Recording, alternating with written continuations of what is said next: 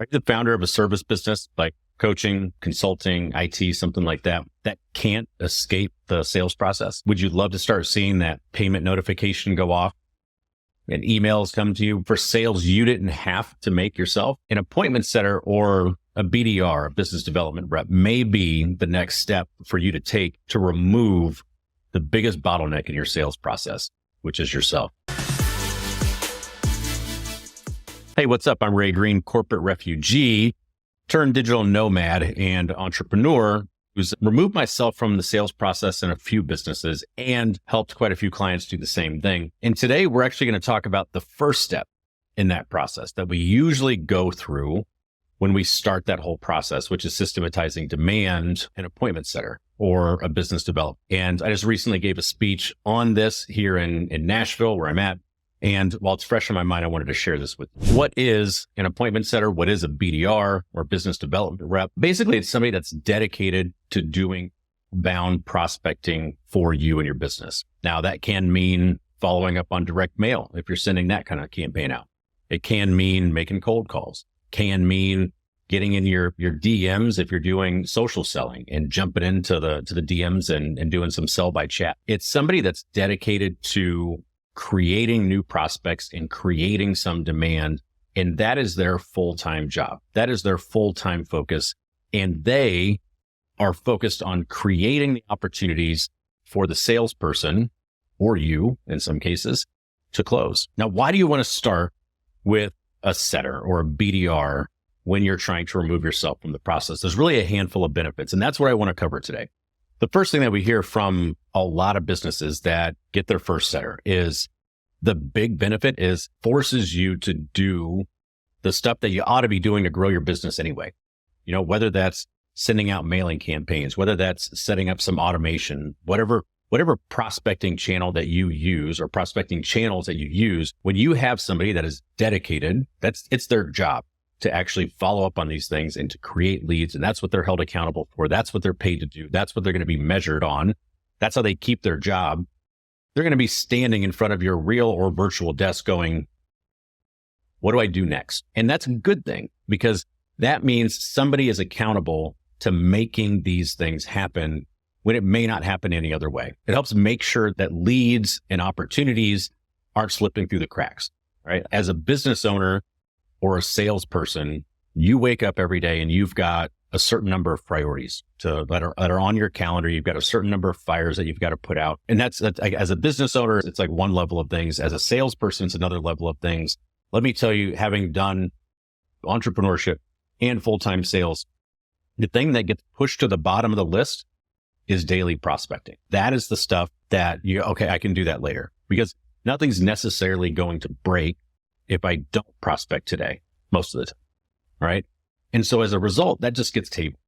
And that's not something that you want not being done in your business. But if you as an owner or you as the salesperson are the person that's required to be doing the prospecting, promise you've got opportunities that are slipping through the cracks. So again, you've got somebody that's there, that's dedicated, that's focused. They are going to help you make sure those opportunities don't slip through the cracks. And then you can do the math on that. If you're selling high ticket services, what is one opportunity a month?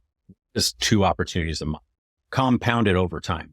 It's substantial. The other thing is you're going to see, if you have a full-time BDR or setter, that you're going to be able to prospects that you just don't get to any other way. So again, go back to the priorities that you have on a daily basis.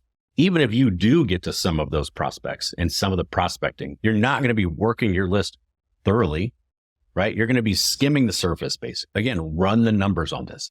If you have somebody that's making 50, 60, 70 calls a day, or they're sending out dozens of emails a day, or they're responding to messages or creating connection campaigns, whatever it is, that's what they're doing all day.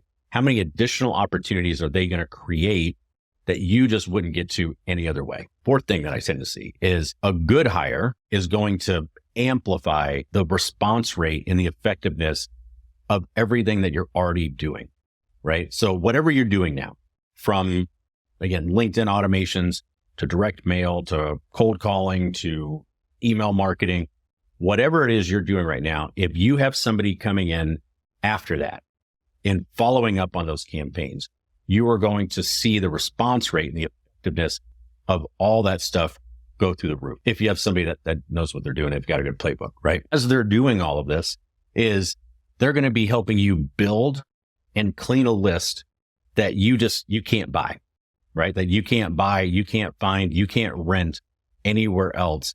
Because if you've got a good niche, right? You know who your target market is. You know who your total available market is. You've got that list.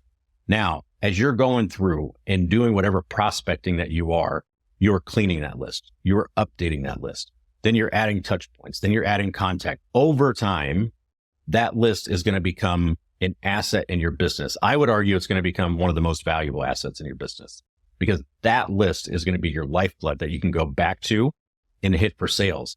It's the list that you can nurture. It's the list that people that may not be ready to buy today may be ready to buy later.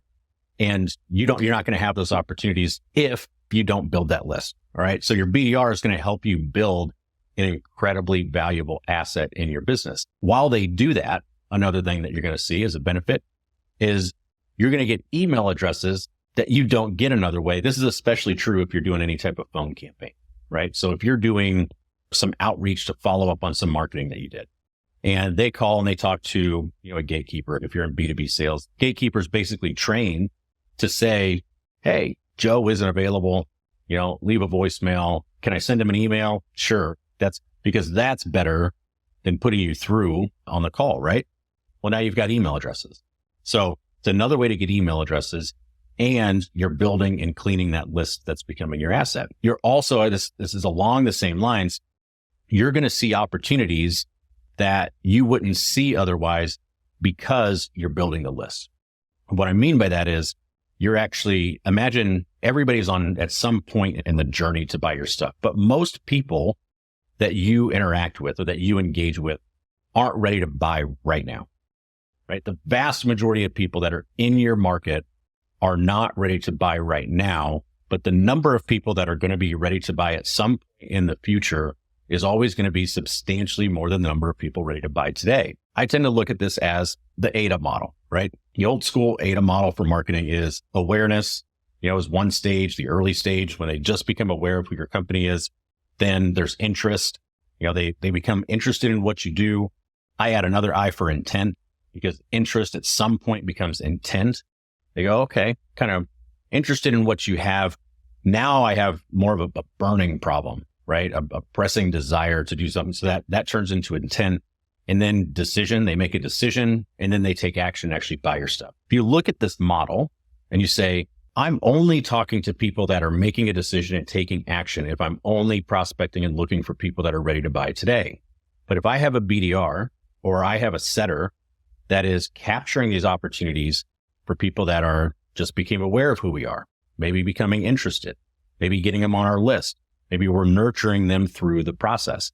Over the long haul, you're going to have opportunities that you simply didn't get any other way. Now, one other thing that you're going to see is that a setter or a BDR can help take some of the administrative stuff or the detail work off your plate.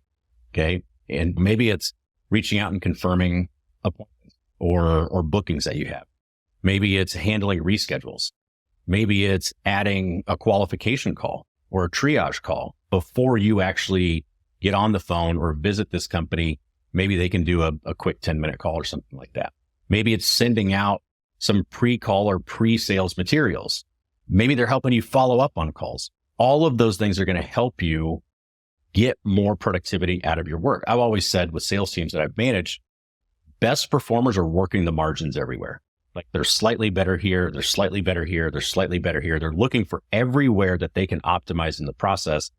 This is one where if you as the founder are doing sales, I assure you that there are pieces of the process that could be optimized because you are focused on other things in the business, as you should be.